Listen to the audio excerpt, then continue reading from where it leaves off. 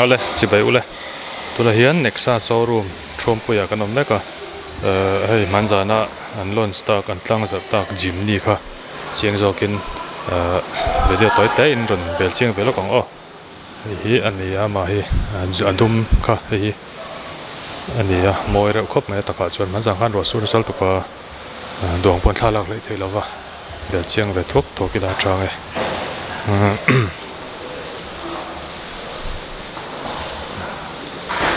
e hei top class khania demo la nei lo wangin hei pubol motor pubol na pubol motor kha ta hian an la kol sakri loka display turin chuan demo ran thlen vele an deliver don din ka sia loi poi moi viewa chuan stickering vel poi moi phiana ama hi ataka chuanin moi re khop mai gypsy thlang na tur kan ti khamo Jimny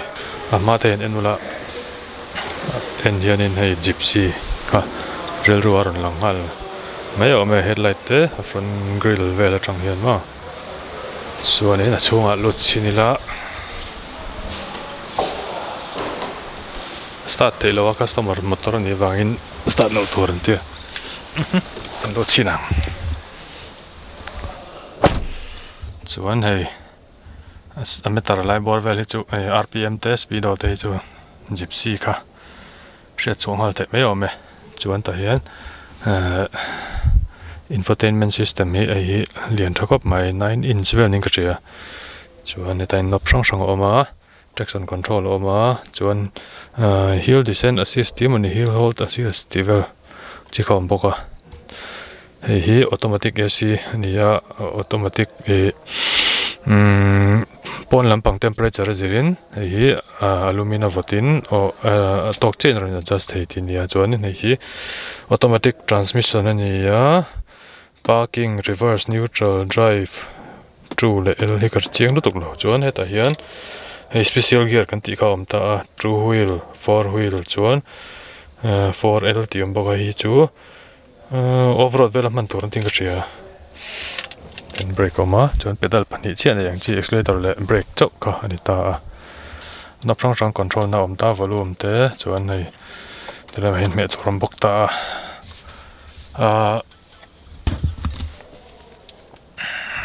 chuan tela hian hei cruise control an chi kha oma ta hian chuan a chung hi an chin lokang kali me pe mai fit nga le inchi som pakhat kani hei headroom tak chu azim chhelu tuklo she omna tuklo wang chuan heti lai om dan vel po hi gypsy kha rilwal lang thei mai ome seat cover vel po thaviwa chuan nung hi ani hei hi ti hian kan lut la chin lo nge fit choyang khanin fit nga le inchi som pakhat vel kan efet ruk thling lo hre ta hei legroom po thol thowa a chung hi tila chinang ka sami thur dewa ei tivel hi ni inchi khatang vel chu space om nung tak hi chu sang over lawa chu tia hre om na tuk tur chu ni shan lo chuan a si thitlem na ti nun thret thei bok ta pangai du chuan a thut thei o legroom tak hi chu thang reng phiana ei a cc hi sang khat le zanga ania 1.5cc ania chuan automatic le manual transmission om sa boka chuan automatic vakaron thlenga tuna hian chuan aman hi nuai som pahnih le tlem atangin nuai som panga le tivel thleng ani variant rang kha chuk lela nung enang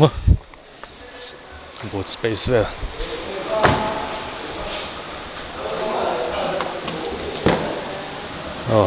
hei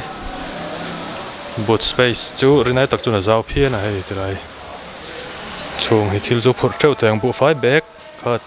bag ni bag thum bu fai bag thum vel chu cher son thei chiang sa do na hi kalome thei ka zo trek ko kalome bu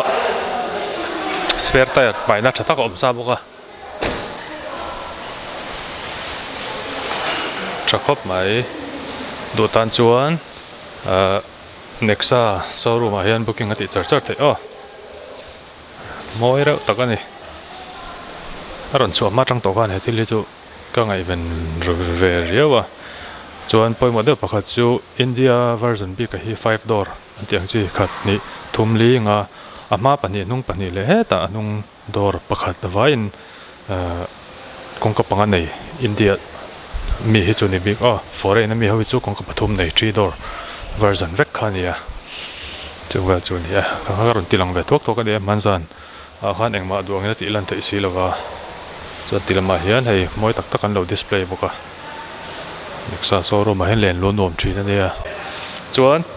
tilai mi hei siran belang chi hi chu add-on kit chang chi accessories ang khan nia ma ama na ta tur bik an vo chop bel to ania chuan tilama hian thadeu chu hei hi headlight spray na ta hian tuina spray a headlight bal kha ko samdun chung train a spray fai thei overroad nan vel thadon to ko hei tilama pom ta headlight hi projector ania thakop mai jim ni mà lỗ phụ xin mấy là thầy chuan anh phụ xin đó thì hết lại thì offroad nan rồi trong cái đó nó mà làm thầy em chal tục lăng chiang ấy thì khan offroad lan về là hết lại đập ở sắm đây là chung cái này phụ tiệt rằng á phải lấy phật mấy đó này công chiết lan tuột tiệt tất cả thakop mai kha song kha karan ti lan thei chu nei deuh mai sela thange ta hian offroad tire vel nal deuh voila nal dol tuk rangat kha song kha ton trom video chu ni mai sela thange bye bye vekule